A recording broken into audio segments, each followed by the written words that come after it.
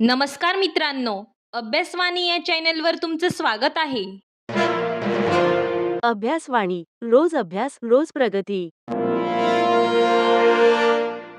मागील लेक्चरमध्ये आपण मंत्रिमंडळाचा सल्ला बंधनकारक कसा आहे, 42वी आणि 44वी घटना दुरुस्ती काय सांगतात, तसेच मंत्र्यांची नियुक्ती, शपथ आणि वेतन याबद्दल सविस्तर समजून घेतलं. पण एक महत्त्वाचा प्रश्न अजून उरतो.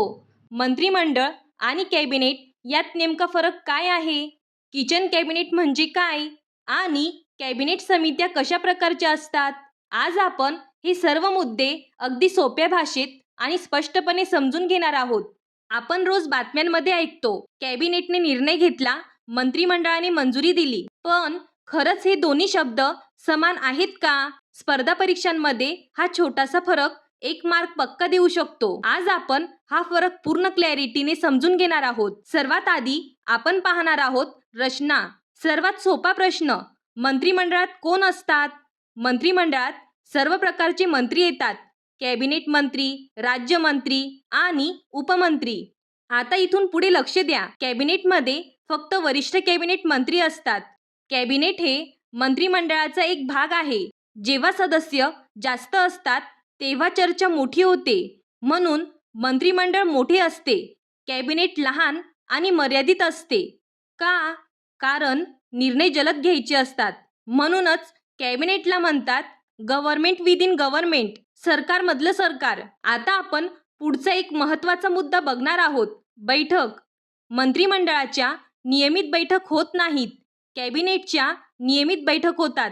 म्हणजेच खरी चर्चा आणि धोरण ठरवणे कॅबिनेटमध्ये होते. आता सर्वात महत्त्वाचा भाग, अधिकार, पॉवर्स. इथे कन्सेप्ट क्लिअर हवा. निर्णय कोण घेतं? कॅबिनेट. जबाबदारी कोणाची? मंत्रिमंडळाची.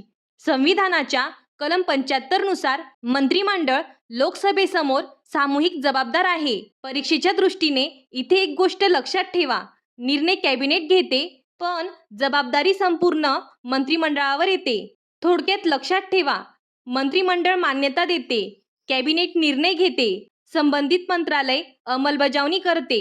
जबाबदारी ही संपूर्ण मंत्रिमंडळाची असते. आता आपण कॅबिनेटचे अधिकार व कार्य पाहूया.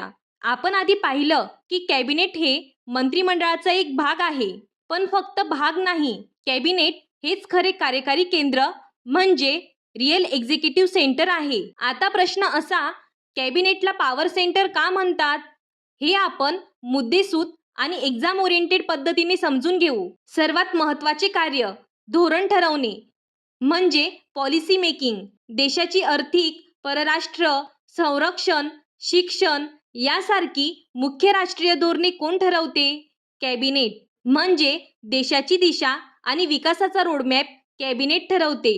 Policy making is the primary function of cabinet. आता पुढचा टप्पा, धोरण ठरवल्यानंतर ते कायद्यात रूपांतरित करायचे असते. महत्त्वाची सरकारी विधेयके कॅबिनेटच्या मंजुरीनंतरच संसदेत मांडली जातात. म्हणजेच कायद्याचा प्रारंभ कॅबिनेटकडून होतो. परीक्षेच्या दृष्टीने इथे एक कन्सेप्ट लक्षात ठेवा, विधेयक संसद तयार करते पण सरकारी विधेयकाचा निर्णय कॅबिनेट घेते. देश चालवण्यासाठी पैसा लागतो. वार्षिक अर्थसंकल्प अंतिम करण्यापूर्वी तो कॅबिनेट समोर ठेवला जातो. खर्च, कर आणि योजना यांसारख्या अनेक गोष्टींना अंतिम मान्यता कॅबिनेट देते. म्हणूनच आर्थिक नियंत्रण देखील कॅबिनेटकडे असते. अर्थसंकल्पावर कॅबिनेट नियंत्रण कसे ठेवते? तर बघा, देश चालवण्यासाठी पैसा लागतो. वार्षिक अर्थसंकल्प अंतिम करण्यापूर्वी तो कॅबिनेट समोर ठेवला जातो. खर्च, कर, योजना अशा अनेक गोष्टींना अंतिम मान्यता कॅबिनेट देते. म्हणूनच आर्थिक नियंत्रण देखील कॅबिनेटकडे असते. आता सर्वात संवेदनशील भाग, आपत्कालीन निर्णय. राष्ट्रीय संकट, युद्ध, नैसर्गिक आपत्ती अशा वेळी तात्काळ निर्णय कोण घेतं? कॅबिनेट. विशेषतः राष्ट्रीय आपत्कालीन स्थिती जाहीर करताना कॅबिनेटची लेखी शिफारस आवश्यक असते. इथे एक एक्झाम पॉइंट लक्षात ठेवा, 44व्या घटना दुरुस्तीनंतर राष्ट्रपतींना आपत्कालीन जाहीरनाम्यासाठी कॅबिनेटची लेखी शिफारस आवश्यक आहे. आपण कॅबिनेट पाहिलं, जे संविधानात मान्यता प्राप्त आणि अधिकृत आहे. पण आता आपण एक वेगळ्या गटाबद्दल बोलणार आहोत, जो संविधानात नाही पण प्रत्यक्ष राजकारणात प्रभावी असतो. तो म्हणजे किचन कॅबिनेट. किचन कॅबिनेट म्हणजे काय? किचन कॅबिनेट हा संविधानात उल्लेख नसलेला अनौपचारिक म्हणजे इन्फॉर्मल गट आहे. याची अधिकृत रचना नसते. तो कायद्याने स्थापन केलेला नसतो. मग तो असतो तरी काय? पंतप्रधानांचे अत्यंत विश्वासू मंत्री किंवा जवळचे सल्लागार यांचा छोटा आंतरिक गट. म्हणूनच याला म्हणतात आतील गट, इनर सर्कल. हा गट का तयार होतो? आता लॉजिकल विचार करा. संपूर्ण कॅबिनेट मोठी असते. सर्व मुद्दे सर्वांसमोर मांडणे नेहमी शक्य नसते. म्हणून पंतप्रधान विश्वासू आणि जवळच्या लोकांशी आधी चर्चा करतात. हीच चर्चा करणारा गट म्हणजे किचन कॅबिनेट. आता आपण किचन कॅबिनेटची सकारात्मक बाजू पाहू. जलद निर्णय. छोटा गट असल्याने चर्चा लवकर होते. गोपनीयता राखली जाते, म्हणजे संवेदनशील विषय बाहेर लीक होत नाहीत. विश्वासू सल्ला, म्हणजे पंतप्रधानांना स्पष्ट आणि प्रामाणिक मत मिळते. म्हणून काही वेळा प्रशासन अधिक कार्यक्षम होते. पण प्रत्येक गोष्टीची दुसरी बाजू असते. आता आपण पाहूया किचन कॅबिनेटचे तोटे काय आहेत.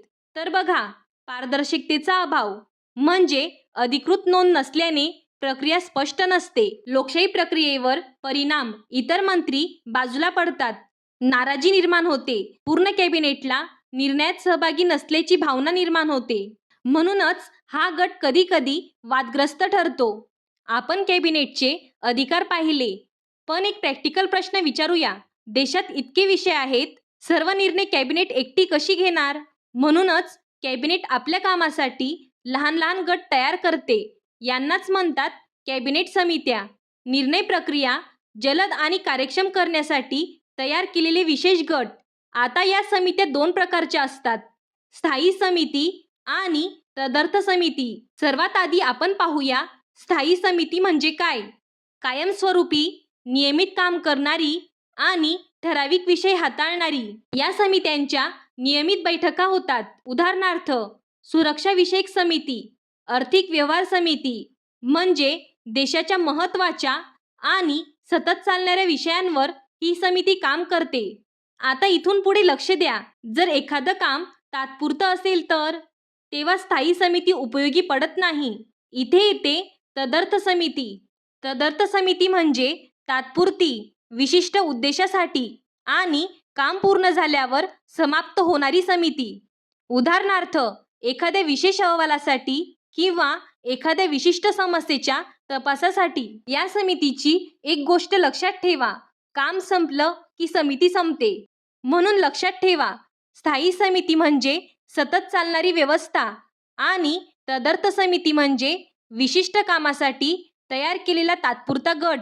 हा छोटासा फरक स्पष्ट असेल तर एक्झाममध्ये प्रश्न कितीही फिरवला तरी तुमचा मार्क पक्का.